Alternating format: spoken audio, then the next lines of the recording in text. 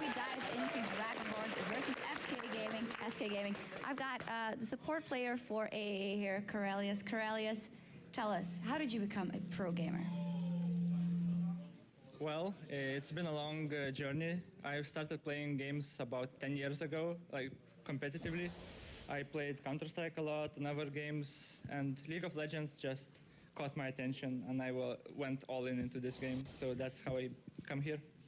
And how did the AAA team come together now, the League of Legends squad for the LCS? They needed a support player for a French tournament, Paris Games Week, and I was available. I was high in solo queue at that point, so they just invited me to play their qualifier.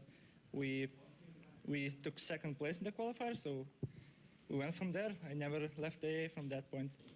If I recall correctly, you used to play a lot on the NA servers. Yes. How do you see the differences between the NA scene and the European scene right now? Well, at the beginning, NA was considered the best teams, and Europe didn't even have a server that was working properly. But as soon as Europe got its own server, teams started practicing a lot. So they just skyrocketed in skill and team strength. Right now, it's a lot closer, but I still feel Europe has an advantage over NA teams just because we have this competition level persisting through these years. But right now, we see NA teams participating in all the NA tournaments, like Solo Mid tournament, a lot of cups. So they're catching on. They're catching on.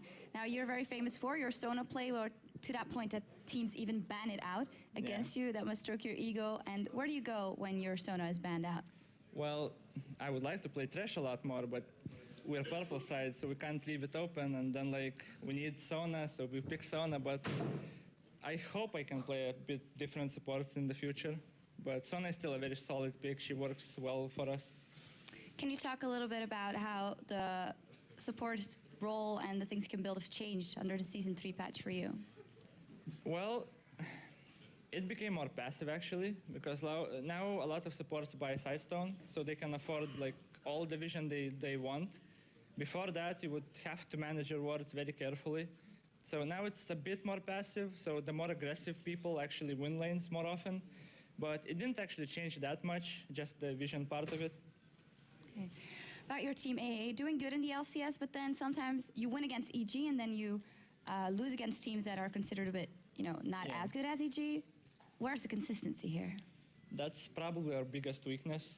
On a good day, we can beat anyone. On a bad day, we can lose to anyone. And this is the most important thing we're going to work on, the consistency.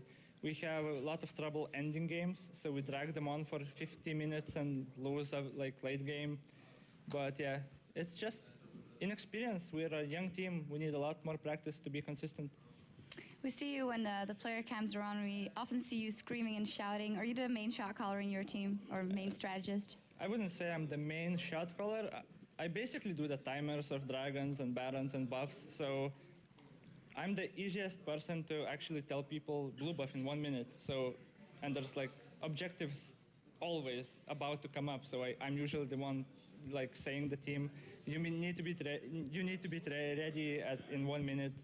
So it may seem like I'm talking a lot or making a lot of calls, but those are standard. Usually it's the strongest player in the team is making the calls when to fight, when to retreat. So I'm just making the objective timer calls. You speak about talking a lot now. Communication, very important. You're in a team with 3 French-speaking players. How does that work out? Usually it works fine, but when we argue about something, it gets difficult because it's hard for them to make their points in English. It's hard for us to explain what we think. So it is kind of difficult, but after an hour of talk, we work it out. So it's okay. Okay. I haven't seen a manager around you guys. Do you work with a manager, or do you kind of do your own thing? We have a manager usually, but he wasn't able to come on the first half of this season with us.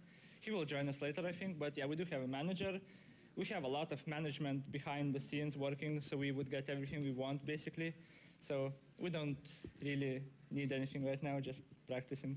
Last question, you don't need anything, but I guess you need a teaming house. Yeah. What's going on? Yeah, so far we lived in a hotel and played in the ESL studio for practice. Right now we already have a gaming house that we will move, I think, in a week. So it's going to be a lot better for us. But yeah, we have that taken care of. Finally, can we expect of AAA the rest of LCS? I hope we'll do a lot better than we are right now. And I hope we get new supports to play. Okay, thank you very much, Karalius. It's time to dive into our next matchup in just a second. SK Gaming, they really need a victory here. And the Dragonborns are just feeling amazing after their last win. Who's going to take this one? Dragonborns versus SK Gaming.